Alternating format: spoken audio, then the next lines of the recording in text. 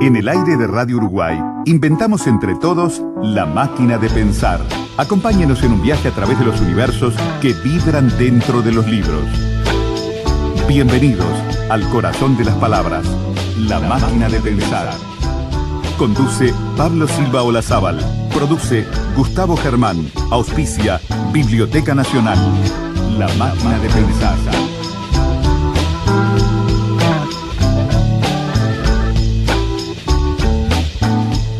Gente, ¿cómo están? Espero que anden bien porque ya mismo estamos arrancando la máquina de pensar en el día de hoy. Estamos, ustedes saben, en esta semana dedicada al encuentro Borges, una geografía imaginaria. Ustedes ya lo saben, estuvimos organizándola el año pasado. Fue un encuentro muy intenso y realmente quedó, entre otras cosas, quedaron las ponencias, las disertaciones que estamos pasando en la máquina de pensar.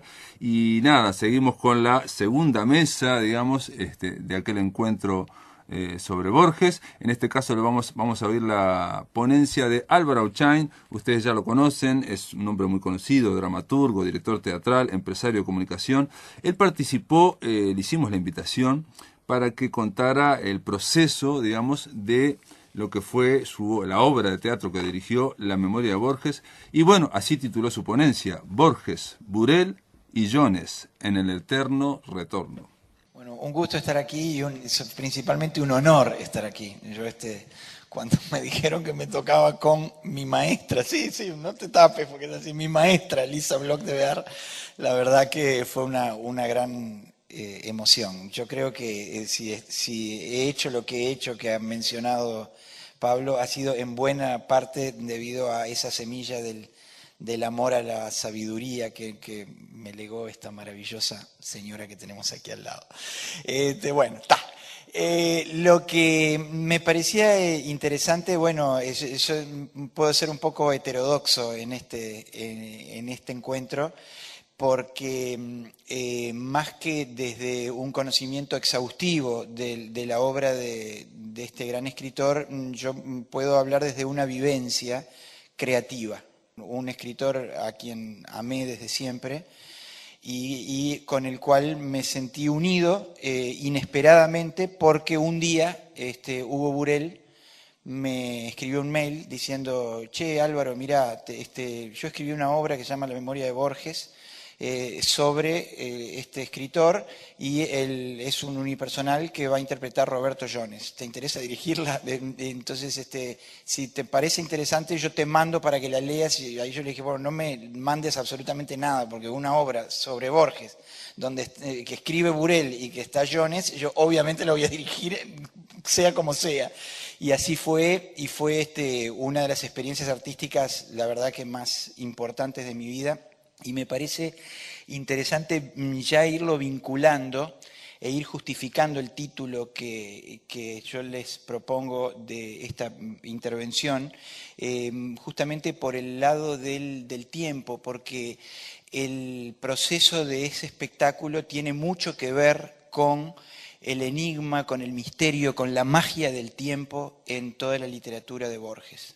Hay una relación ahí causal muy interesante que es sobrecogedora. Es cuando decimos que la naturaleza copia el arte. O sea, nosotros vivimos ese proceso un poco de la misma manera como Borges reflexiona en su literatura sobre el fenómeno del tiempo. Y acá me limito a por ejemplo, comentarles, ya que Julio habló tan interesante de todo el nexo de Borges con el tango, me venía a la mente como puntapié inicial de esto, ese maravilloso poema El tango de Borges, que en una parte medular dice: hecho de polvo y tiempo, el hombre dura menos que la liviana melodía que solo es tiempo, ¿se acuerdan? Entonces, esa reflexión sobre el tiempo me lleva muy brevemente a vincularlo con el eterno retorno, un concepto que viene de la filosofía de la antigua Grecia, pero desarrolla sobre todo Nietzsche, como ustedes recordarán, y que es un concepto filosófico que tiene que ver con, esto dicho con perdón de los docentes de filosofía aquí presentes, de una manera burda por el lado de que si llegamos a la conclusión que la cantidad de átomos en el universo es finita, pero el tiempo es infinito, entonces sería inevitable que los acontecimientos humanos se repitan alguna vez a lo largo del tiempo, porque la cantidad de átomos es finita y la combinación de esos átomos es finita. Entonces eso permitiría suponer que la historia de la humanidad, la historia del universo se puede repetir y por eso hablamos del eterno retorno. Y esta idea es criticada, rechazada por el propio Borges. Hay un par de ensayos que quedaron contenidos en Historia de la Eternidad, que se llama uno La doctrina de los ciclos y el otro El tiempo circular, donde Borges refuta fuertemente esta idea. No nos vamos a extender sobre eso, pero sí me parece interesante analizarlo con el pequeño cuento que ahora les voy a narrar, que tiene que ver con la generación de este espectáculo. En el año 1973 quiere el destino que, como Roberto Jones, un joven actor uruguayo, había pertenecido al Movimiento de Liberación Nacional Tupamaros, tiene que escapar del país porque se avecina la dictadura y hay una represión brutal, no solo al movimiento, sino también a personalidades políticas y a dirigentes sindicales, etcétera, etcétera, personalidades de la cultura. Huye a Buenos Aires. Buenos Aires, como ustedes recordarán, tiene su golpe de Estado en el año 76, o sea que ese periodo es el de Cámpora, si no recuerdo mal, ¿no? Y bueno, con una agitación muy grande, con el movimiento montonero, con un estado de mucha ebullición. Allí Roberto Jones convive con una actriz argentina que le dice, vamos a ver que hay una conferencia de Borges sobre la cábala hebrea en una sinagoga. Y entonces Roberto Jones, siguiendo el modelo ideológico de la época, le dice, ¿cómo voy a ir a ver la conferencia de un gorila, de un derechista, de un tipo desagradable, que está en contra de todo por lo que nosotros luchamos, bla, bla, bla? Le dice, no, vení, porque no tenés que considerarlo solo por eso, también tenés que ver el gran escritor que vos... Bueno, va obligado Roberto, y ahí Roberto tiene un cambio. Después de escuchar esa conferencia, queda absolutamente maravillado con esa personalidad magnética que acaba de conocer, y literalmente se obsesiona con Borges. Entonces lo persigue por Buenos Aires y lo encuentra primero en el boliche de la calle Florida, donde Borges tomaba siempre su cafecito, y se le aparece y le dice, mire, yo soy Roberto Jones, soy actor uruguayo, yo lo admiro a usted, quiero conocer más de la cábala hebrea, y se sienta con Borges, y después llega al extremo también de ir a visitarlo a Borges al apartamento que tenía en la calle Maipú, y sigue hablando con Borges. Y Borges, por supuesto, como era Borges, siéntese, vamos a charlar, y se pone a charlar, y se olvidaba del tiempo, todo. Ese relacionamiento se termina, Roberto vuelve al Uruguay y pasan los años, y en el año 82 es la Guerra de las Malvinas. Eso hace que un equipo de la BBC que hacía una serie de televisión llamada Arena, que era una serie de biografías de personalidades de la cultura de distintos países, tenía planificado hacerle un capítulo de esa serie a Borges. Pero no puede hacerlo en Argentina porque, como es la Guerra de las Malvinas, ningún equipo inglés puede entrar a la Argentina. Entonces utilizan Uruguay. Se instalan en Montevideo y en Colonia para estar lo más cerca posible para que Borges pueda viajar, porque es una especie de docudrama que ustedes pueden ver, lo compartió en Facebook Pablo Silva. Es un interesante docudrama que tiene partes actuadas, partes narradas, muy lindo. Borges y yo, Borges and I, ¿no? Y está con subtítulos y con todo, precioso para ver. Entonces los productores de la BBC empiezan a recorrer teatros de Montevideo para ver qué actores pueden conseguir para hacer los distintos personajes. van a la Alianza Francesa y ven una obra que se llama Tres tristes tangos con Roberto Jones. Y dicen, uy, mira qué bueno ese actor. Entonces lo citan a Roberto Jones y le dicen, mire Jones, nosotros queremos que usted haga de Borges joven. Entonces Jones, imaginen la emoción, pero usted me está diciendo sí, y vamos a reproducir la situación del cuento El Otro de Borges, donde el verdadero Borges va a ser el Borges viejo y usted va a ser el Borges joven, juntos sentados en un banco. Vamos a ver un pequeño fragmento de esa situación que yo elegí para incluirla en la obra de teatro. Es bien cortito.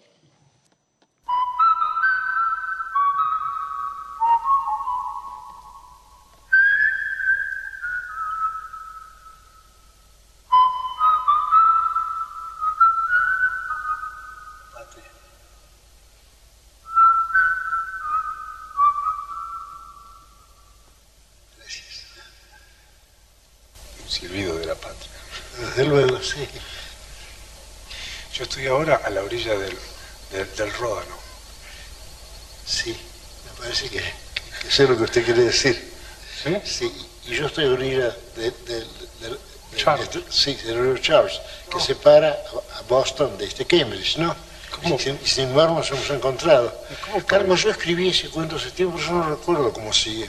Pensé, caramba, yo sentado alguna vez en un banco a orillas del Ródano y de esa reflexión no demasiado interesante salió el cuento que me dicen que salió bien. Yo le digo a usted que tengo 83 años y no lo creo, me parece imposible. Me siento, bueno, lleno de curiosidad, lleno de temor, como cuando era chico, como cuando era joven. ¿Qué? Porque a lo mejor no hay diferencia entre el ayer y el hoy. No, posiblemente no haya. Y además que si hubiera diferencia, seríamos otras personas.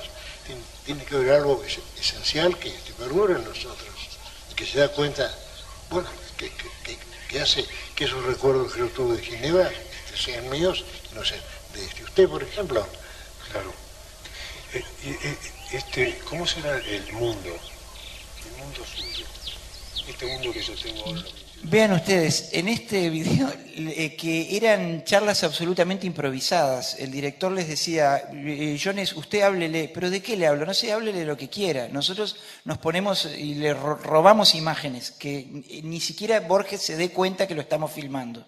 Ese fue el sistema. Y en esta charla improvisada, Jones le dice, porque a lo mejor no hay diferencia entre el ayer y el hoy. Y Borges reflexiona sobre el paso del tiempo y sobre la unicidad de una persona, la individualidad a pesar del paso del tiempo y sobre los recuerdos asociados al paso del tiempo. Entonces lo que hicimos, Hugo Burel hizo maravillosamente junto con Jones, que también participó en la redacción de la obra, fue en la escritura, fue utilizar este encuentro como disparador y haciendo una guiñada con el texto La memoria de Shakespeare, que pertenece al último libro de poemas publicado de cuentos publicado por Borges, le pone la memoria de Borges, y el juego consiste en que Jones, después de esas experiencias previas, asume, a Jones se le incorpora la memoria de Borges, porque Jones es el actor responsable de volver a la vida a Borges, que ya estaba muerto, ¿verdad? Entonces, esa responsabilidad es el tema del monólogo. El monólogo trata sobre el actor y su personaje.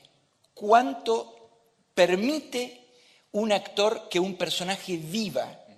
Y cuánto se deja invadir y cuánto justamente es el actor termina siendo como ultrajado por ese personaje que lo invade. La memoria de Borges tiene un poder sobre el actor Jones que representa el conflicto de todo ese texto. Fue un texto en el cual Burel no solo recogió preciosos textos de Borges. Yo personalmente, del mismo modo que Roberto ama un libro en particular de cuentos, yo debo decir que amo la poesía de Borges.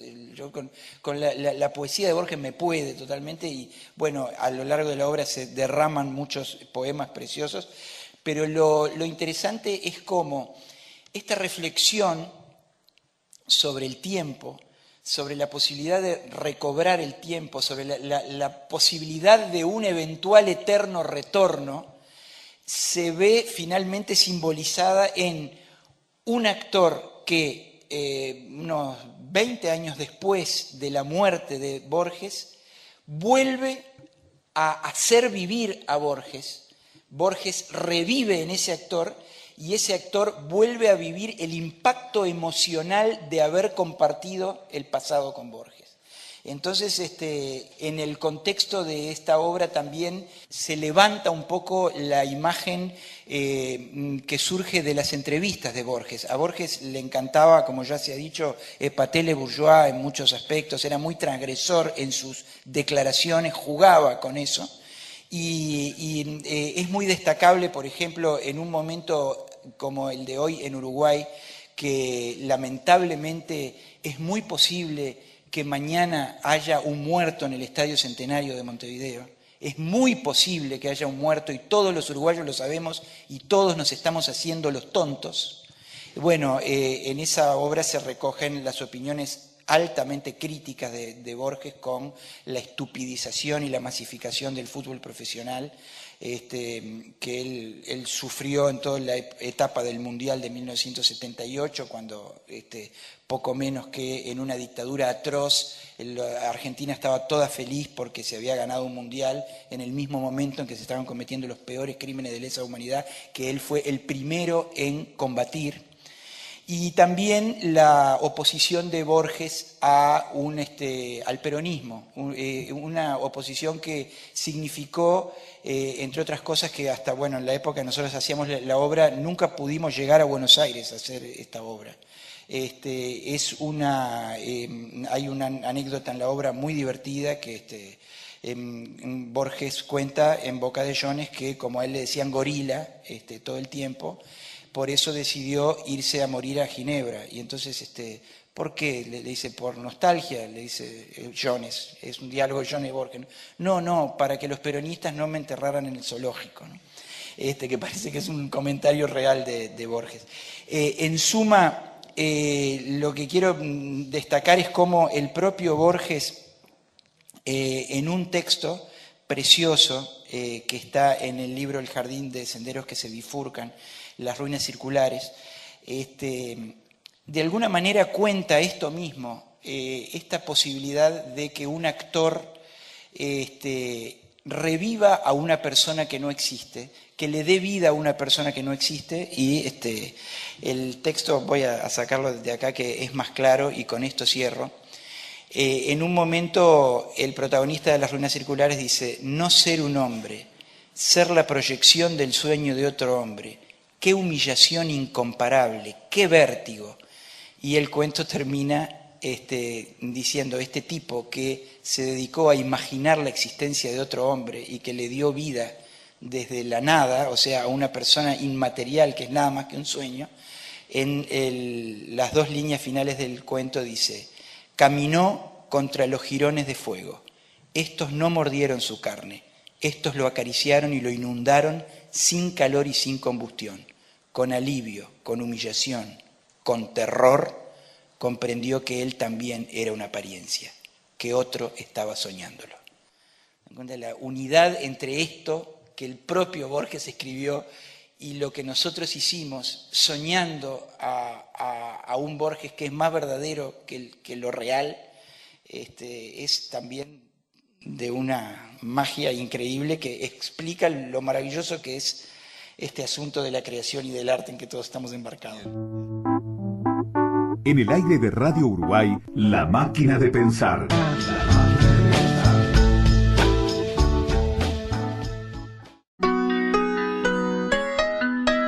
Para comunicarte con La Máquina, envía un SMS al 099-780066 o un correo electrónico a lamaquinadepensar@adinet.com.uy.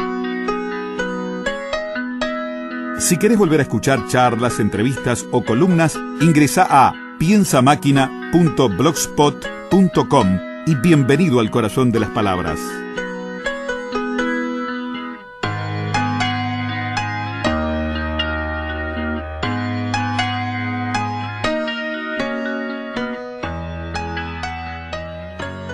Amigos, en esta segundo bloque vamos a hacer una pausa, vamos a darle paso al poeta Hermes Millán en esta sección de Cuando pasa por la voz. Vamos a escuchar textos poéticos en la voz de Hermes Millán. ¿Qué ocurre cuando el cuento y la poesía pasan por la voz? La palabra a través de la garganta y junto al corazón transforman al texto. Cuando pasa por la voz, un espacio para oír la voz de poetas y narradores.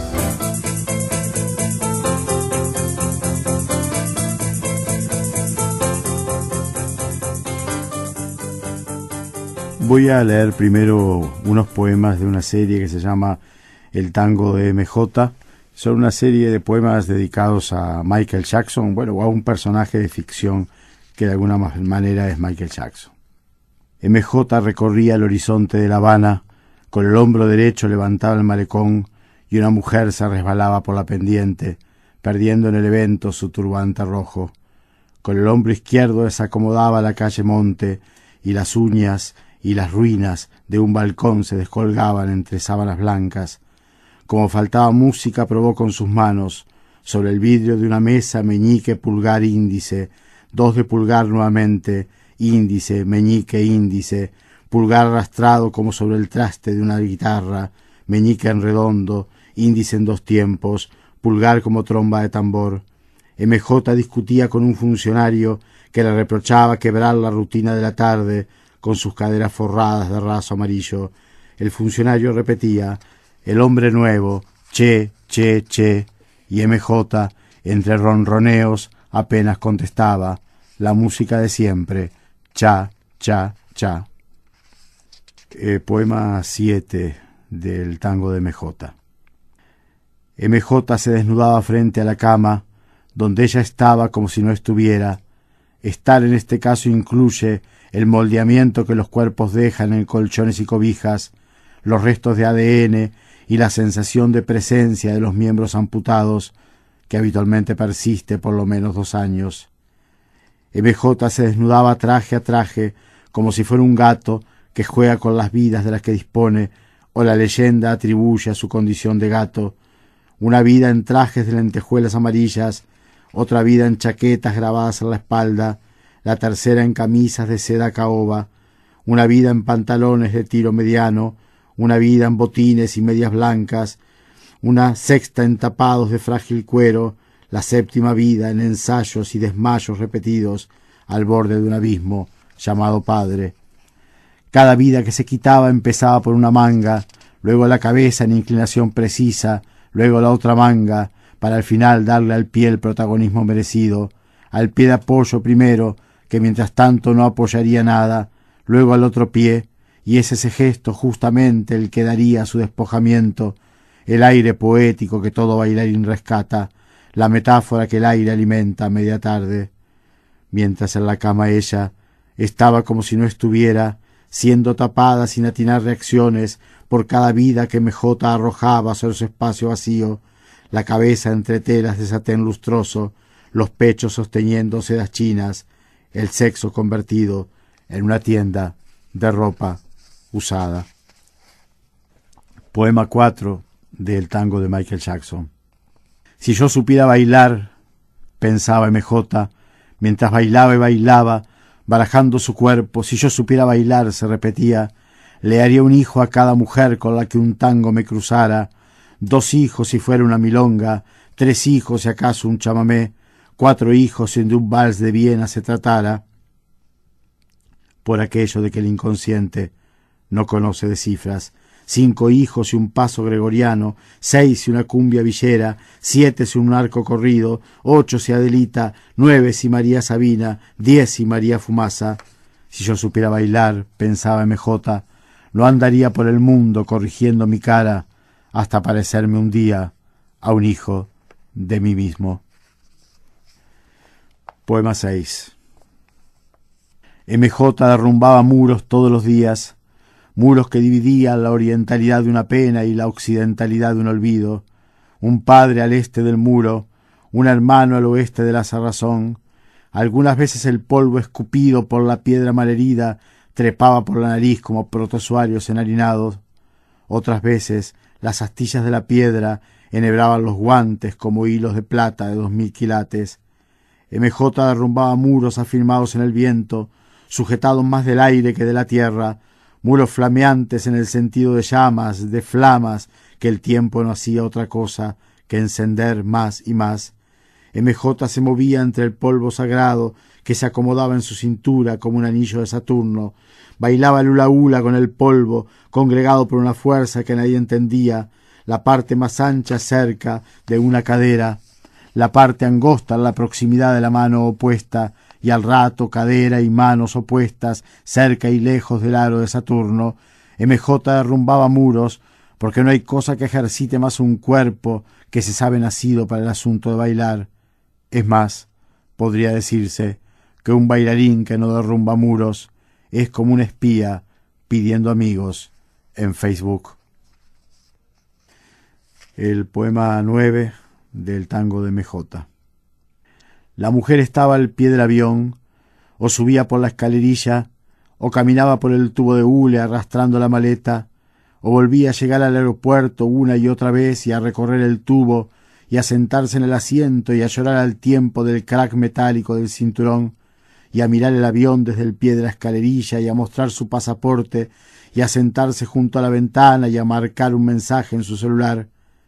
MJ hubiera querido bailar sobre el ala de la nave, bailar la mejor pieza de salón, el vals de la Viena que no viene, un mínimo minué, cantar las relaciones de un pericón, decir mamá me ama, papá pela la papa, cualquier cosa para que ella sonriera, para que no pensara que se ríe mejor tras el océano, sonriera y saliera de su asiento, volviera al pie de la escalerilla, subiera a la nave nuevamente, volviera a bajar, recorría al revés el tubo de hule, marcha atrás como una cinta de video, raspando su cuerpo con las rayas de la imagen apretada en los cabezales de la máquina, mostrando nuevamente el pasaporte, guardándolo en el bolso, tomando el metro, el taxi o el auto de alguien, de cualquiera, atrás, atrás, atrás, atrás hasta el Zócalo, 3 años atrás, esperando a MJ bajo la bandera, cuando los aviones solo llegaban, cuando los aviones eran pájaros azules, acostumbrados a zapatear entre las nubes.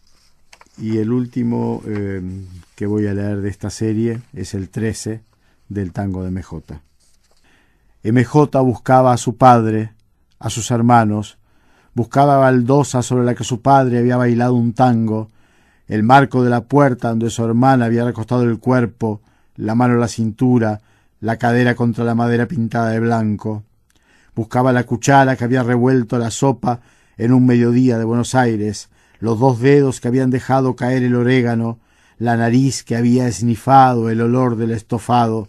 MJ buscaba a su padre, buscaba el gesto al borde de una cuna vacía, la media sonrisa saliendo de la casa, el brillo de la última uña, el zapato lustrándose en la pierna de un pantalón, el aire gastado esperando aire nuevo, el grito que mejor que el silencio, buscaba el baile que le había criado los pies, el paso que le había parido la mano, el asombro que le había educado la voz. Y ahora quisiera leer algunos breves poemas de un poemario que se llama Más cine, por favor.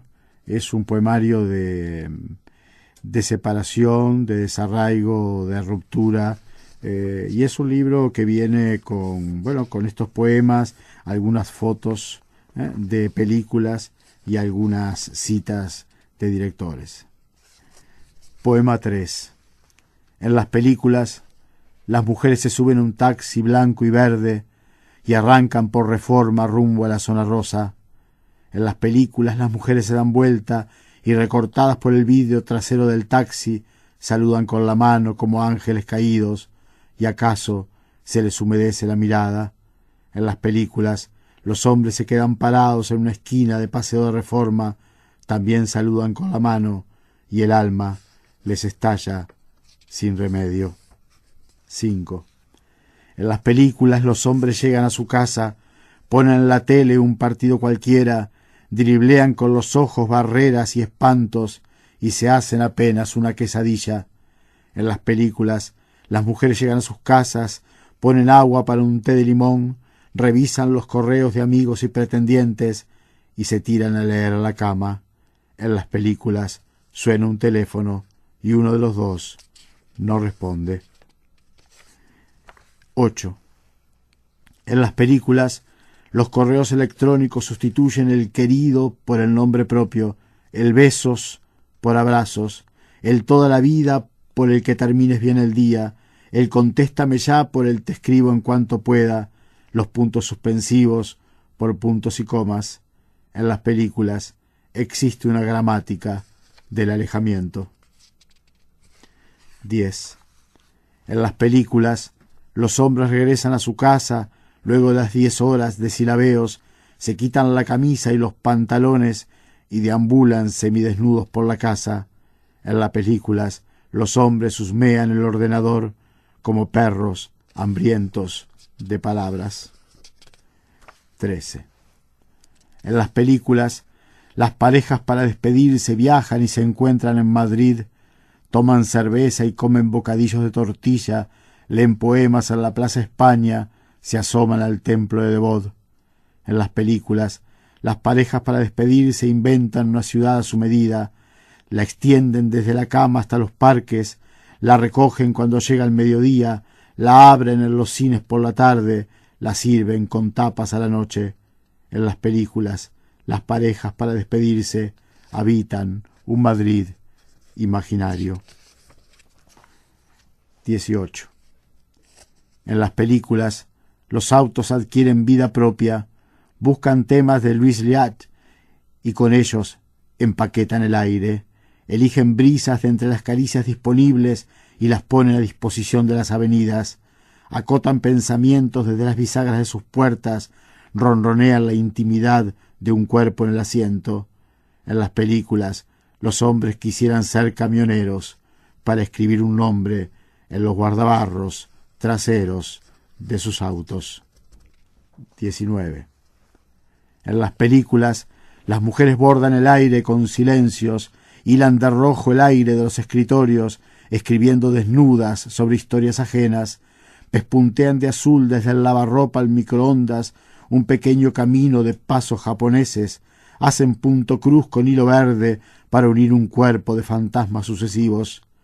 En las películas, las mujeres salen del baño sin lentes y dejan que el dolor les seque el pelo, mojan con la lengua una hebra angosta y pretenden pasar por el ojo de una aguja. 24.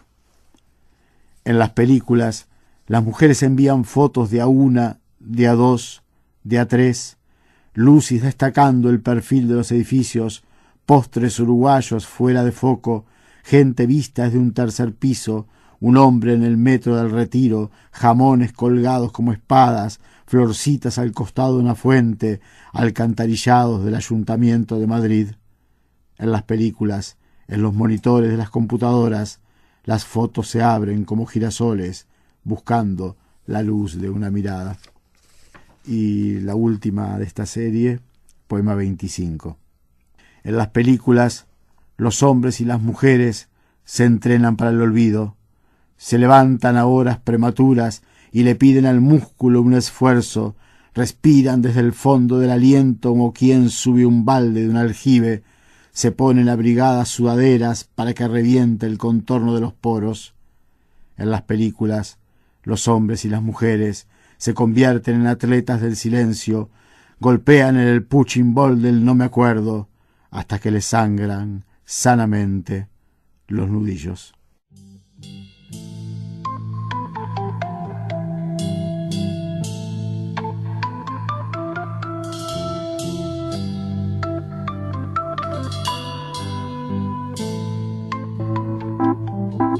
En el aire de Radio Uruguay, La Máquina de Pensar.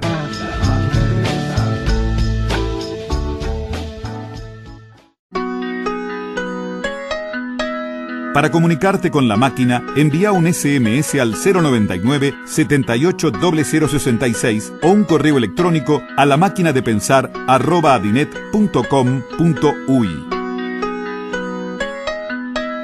Si querés volver a escuchar charlas, entrevistas o columnas, ingresa a piensamáquina.blogspot.com y bienvenido al corazón de las palabras.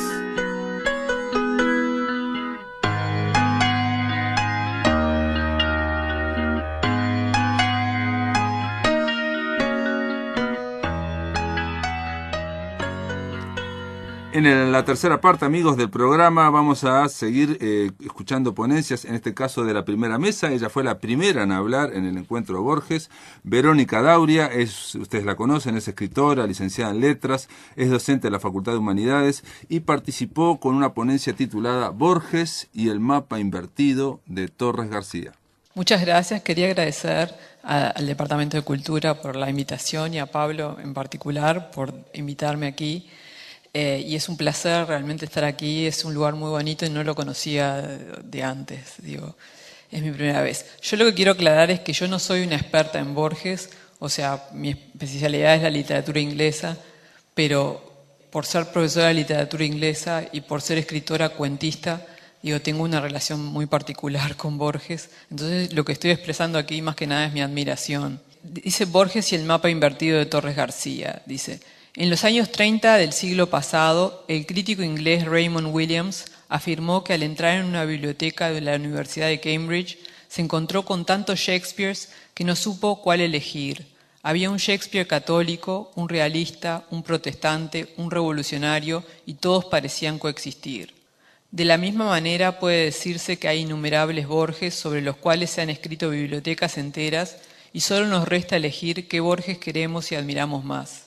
Como escritor, creo que deberíamos reivindicar al cultivador y defensor acérrimo del género cuento, que leyó su fama, aunque los editores a menudo tratan a esta modalidad literaria como escritura de segunda categoría. Sabemos que en su juventud él coqueteó con la novela, pero fue el cuento el que él eligió como forma definitiva. En 1969, el periodista y traductor británico Noel Clarke lo entrevista luego de recibir su doctorado honoris causa en la Universidad de Oxford y le pregunta por qué no había escrito novelas, a lo cual respondió irónicamente que era por su holgazanería. Y luego afirmó que es más fácil vigilar un cuento y controlarlo como lo hace con un soneto, concluyendo que uno puede verlo como un todo. Borges luego se expandió diciendo que autores como Rudyard Kipling y Henry James lograron expresar todo lo necesario a través de un cuento. Otro genial cuentista como Cortázar, sin embargo, acota el alcance de este género en sus clases dictadas en 1980 en la Universidad de Berkeley. Si bien compara el cuento con la noción de esfera, es decir, algo perfecto, se correspondería con una etapa de su vida dedicada fundamentalmente a lo estético, que fue superada por la novela, donde dejó entrar a lo social y lo político.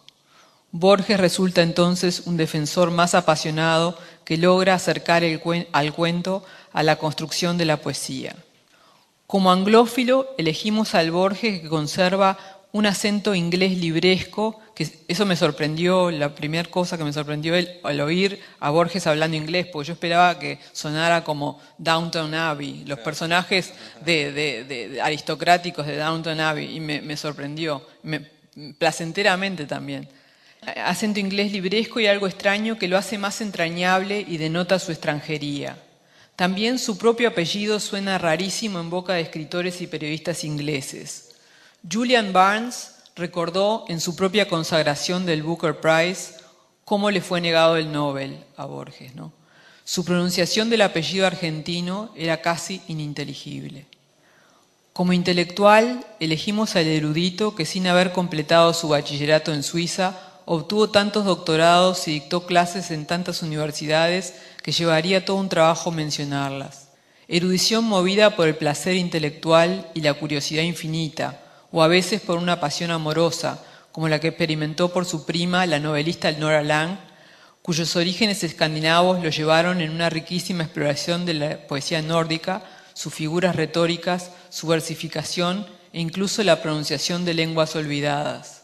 Son sin duda significativos los epitafios que eligen los escritores. Nos hablan de la vida y de sus motores afectivos, de cómo desean ser recordados. El de Borges tiene una nave dragón vikinga y citas de poemas anglosajones y de una saga islandesa.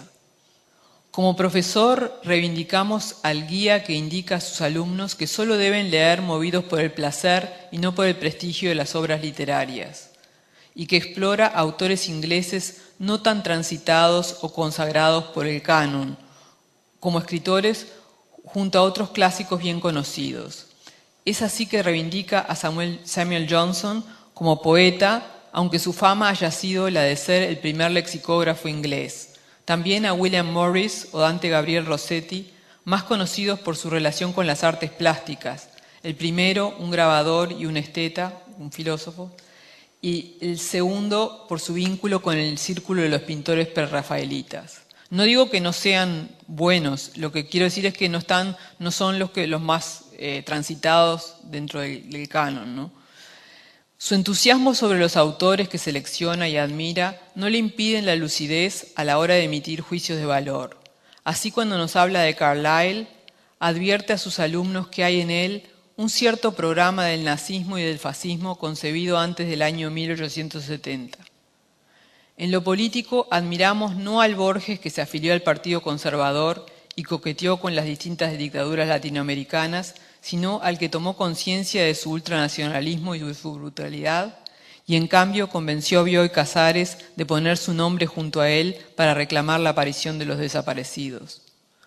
Admiramos no al exasperado autor de Ragnarok, que imagina unos opositores políticos casi infrahumanos, no al seguidor del mandato materno amparado por la cultura patricia, sino al heredero de su padre, un libre pensador que soñó una vez con formar una comuna anarquista en Paraguay con Macedonio Fernández. Asimismo, tomamos al libertario que se definió a sí mismo como un anarquista spenceriano y que acuñó la memorable frase de «Creo que con el tiempo mereceremos que no haya más gobiernos». No era que no creyera en ninguna forma de gobierno, no creía en gobiernos regionales y en la transparencia del Estado, ¿no? Al admirador de Evaristo Carriego y de los personajes marginales como el gaucho y los cuchilleros. Es posible reivindicar también al Borges de las paradojas, argentinísimo, tanto que dan ganas de volver a Buenos Aires simplemente para recordarlo de cerca, pero a su vez ciudadano del mundo, que tuvo muchas patrias y rechazó las guerras como las que vivió en 1983, como el producto de gente que sobrevaloraba las cartografías.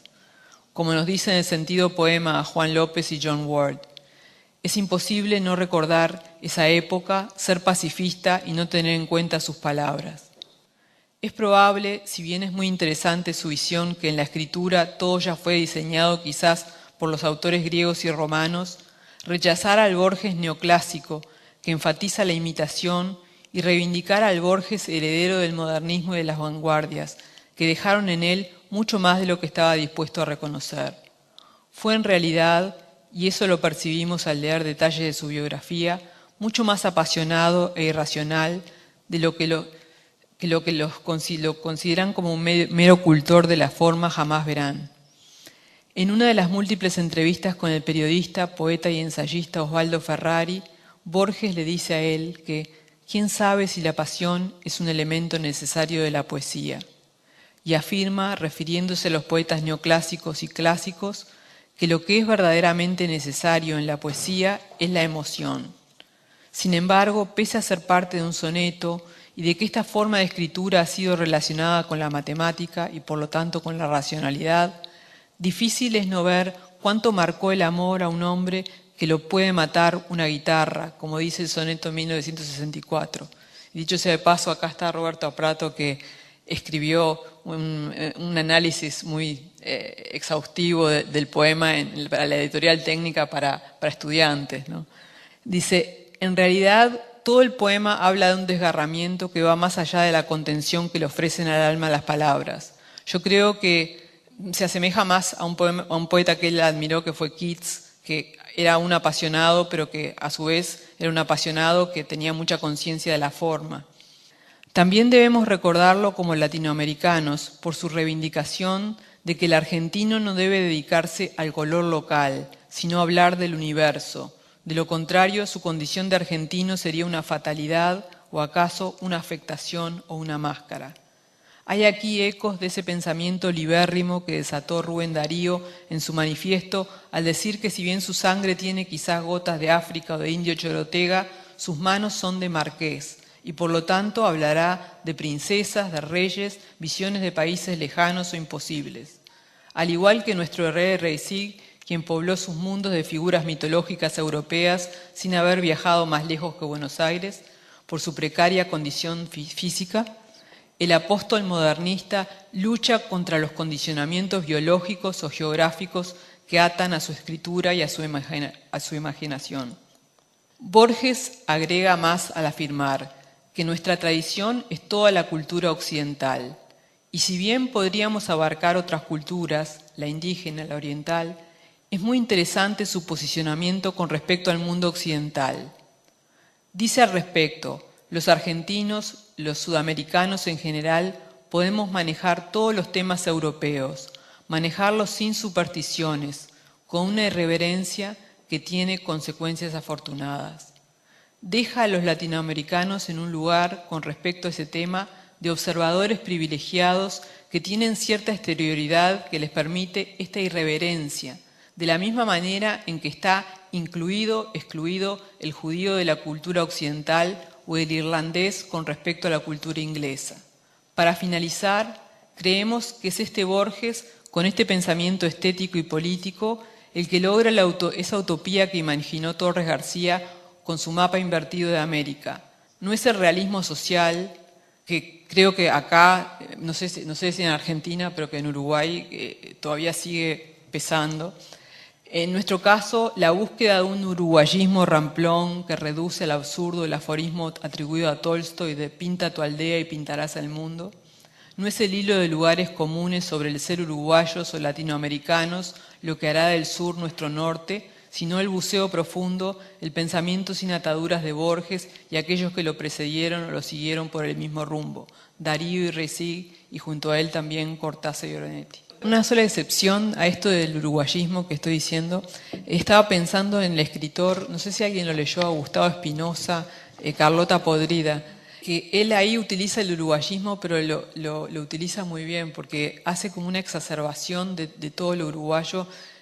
No sé si saben, el argumento es que es un adolescente que admiraba a una actriz, a Charlotte Rampling, y que la secuestra en 33 y la obliga a que ella se ponga en contacto con todos los objetos cotidianos que constituyen su uruguayés, los fideos cucuzú y todo, pero, o sea, enumera de manera delirante todos los objetos que constituyen su identidad. Entonces, de esa manera él logra romper esto, porque me parece, quería señalarlo porque me parece una excepción a eso. Gracias, Verónica, gracias.